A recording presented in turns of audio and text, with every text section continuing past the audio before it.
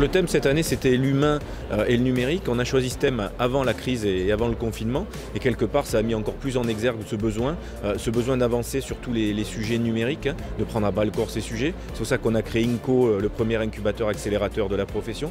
C'est pour ça qu'on a mis en place la première formation pour expert comptable data scientist avec le wagon. Notre profession est à un tournant, vraiment. On a 4-5 ans vraiment pour réagir et prendre ce tournant, prendre ces sujets à bras le corps et transformer l'expert comptable en expert comptable augmenté. Le numérique doit nous permettre de gagner du temps pour être encore plus proactif, encore plus proche de nos clients, pour aller quelque part vers la compta prédictive. Et puis après, on a besoin du management, on a besoin de l'humain pour aussi gérer nos équipes, s'occuper de nos clients.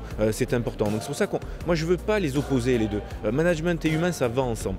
Le numérique doit permettre à l'humain d'être un humain augmenté, de gagner du temps sur des tâches à basse valeur ajoutée, quelque part, pour être encore plus proche de ses clients. Voilà, c'est vraiment le message qu'on voulait faire passer en tenant ce congrès.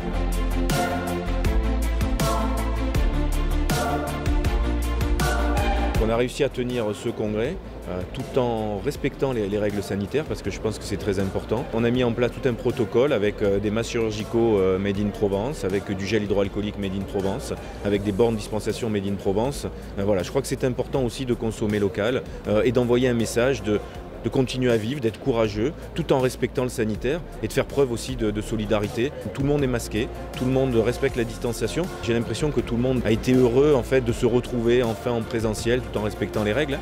Il y a une belle fréquentation, les gens sont venus avec le protocole sanitaire, avec les masques, ils ont été nombreux dans les ateliers, dans les plénières.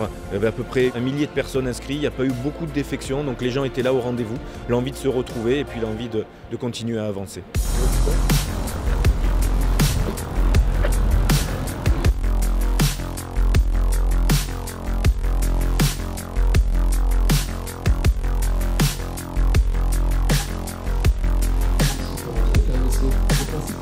Si on n'avance pas, on passe à côté. Pourquoi? Parce qu'on n'était pas sûr que ce ne soit pas bien 8 au lieu de moins 7.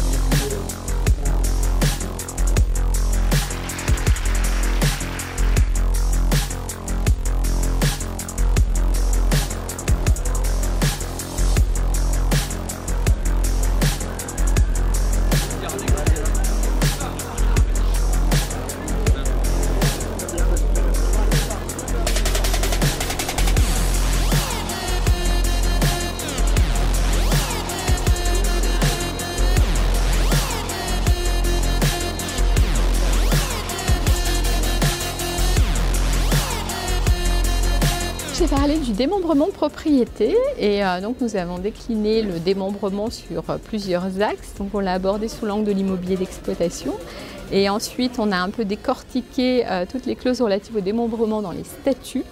Et enfin, nous avons parlé du démembrement autour de l'assurance vie, la clause bénéficiaire démembrée de l'assurance vie. Alors le thème de l'atelier était consacré à la retraite, notamment les derniers changements qui ont pu intervenir dans le cadre de la loi Pacte, mais aussi de la réforme pour l'instant suspendue du régime universel.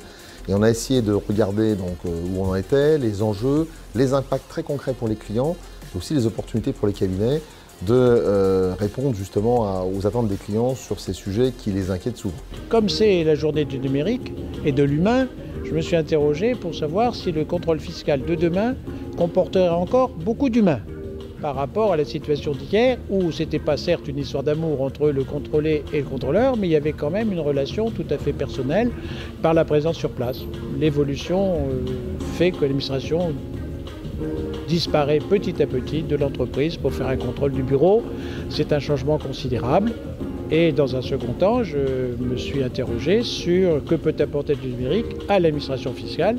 D'une part, elle s'est modernisée et d'autre part, elle va pouvoir utiliser le numérique pour rechercher de manière plus efficace la fraude fiscale et le fraudeur. Et en forme de conclusion, penser que le numérique apportait aux contribuables une meilleure connaissance et plus rapide de la loi fiscale et de l'intention du législateur. Power BI, la data visualisation au service de l'expert comptable.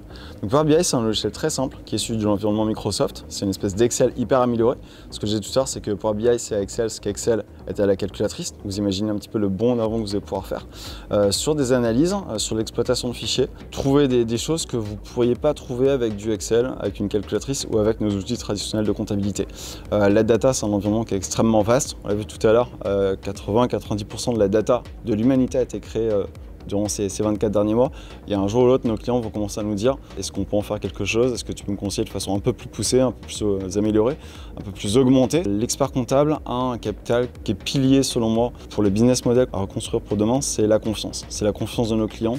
Nos clients n'hésitent pas à nous communiquer des informations, à nous renseigner, à nous donner des accès à leur base, sans chercher forcément à valoriser cette confiance et ces datas qu'ils nous confient sous des aspects très commerciaux. Il va falloir quand même qu'on cherche à les valoriser dans nos business models pour reconstruire l'expert comptable de demain. On a parlé de l'enjeu primordial au niveau du numérique pour la profession d'expertise comptable, c'est-à-dire la mise en place de la facture électronique. Donc ça va être au cabinet à prendre en charge la facture électronique pour environ 90% des entreprises. Et donc cet enjeu est particulièrement important puisque à ce moment-là, l'expert comptable va gérer l'ensemble du système d'information de nos clients et donc ainsi devenir totalement incontournable vis-à-vis de ses clients et dans l'entreprise, dans la TPE et dans la PME. L'atelier visait à s'interroger sur, en matière de conseil, ce qui peut se digitaliser et ce qui se digitalise plus difficilement. Le support de réflexion, c'est celui que je connais un peu, c'est-à-dire le conseil auprès des dirigeants propriétaires. Et on a balayé des questions telles que le choix du statut social, le dosage des dividendes, la capitalisation dans des holding IS, les régimes de protection ou encore les stratégies pluriannuelles de sortie de cash. Et à chaque fois, on s'est demandé qu'est-ce qui était facilement digitalisable et qu'est-ce qui ne l'était pas et nécessitait l'intervention du conseil humain. Et nous sommes sortis, je crois, rassurés, rassénérés. Il y a encore une grande majorité de nos travaux où l'humain restera absolument et totalement indispensable.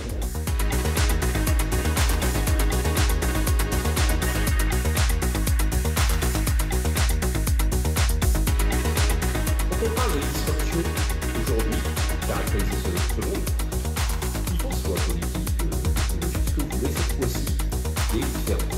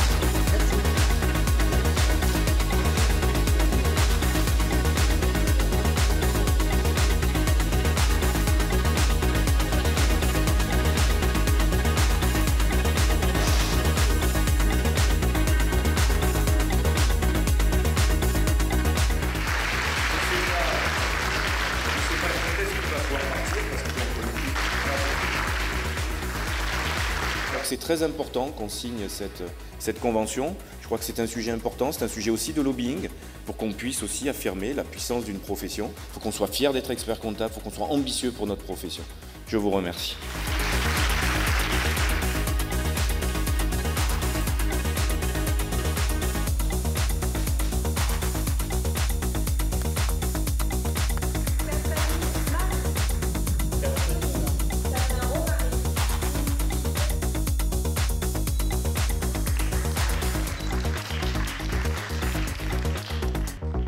Moi, je suis très fière de devenir expert comptable aujourd'hui. Je l'ai choisi parce que je peux être proche de mes clients et avoir ma structure professionnelle. apporter plein de conseils et de services à mes clients. Je suis très émue en fait. Moi, je tiens à remercier l'Ordre Lionel Canesi. C'est un parcours de très haut niveau dans lequel on a été très bien suivis tout au long de notre stage et même avant. C'est une profession qui a un très bel avenir. Oui, beaucoup d'émotions, surtout que j'ai eu la chance d'avoir un titre. Donc oui, c'était beaucoup d'émotions. Je souhaiterais remercier toutes les personnes qui ont pu m'aider de près ou de loin. Ça te fait toujours plaisir d'avoir un diplôme, avoir un chapeau, prêter serment. Ce n'est que l'aboutissement d'un nouveau parcours, donc ça laisse en place de nouvelles opportunités, vu le marché et le contexte, qu'on soit justement plus proactif et qu'on puisse vraiment aider les entreprises et nos clients à s'en sortir de la crise et à redémarrer sur de meilleures bases qu'avant. Beaucoup d'émotions, et c'est vrai que quand on est accueilli comme ça dans une profession avec le discours du président, ça remue et c'est vrai qu'il y a beaucoup de symboles, le départ de quelque chose en fait. Et c'est vrai que je suis fière d'être expert comptable. J'ai découvert un métier qui était très riche, où il y a beaucoup de curiosité à avoir et du coup on s'ennuie jamais. Je me plais à exercer ce métier chaque jour. Ça remet en perspective tout le travail réalisé au préalable et c'est un bel accomplissement.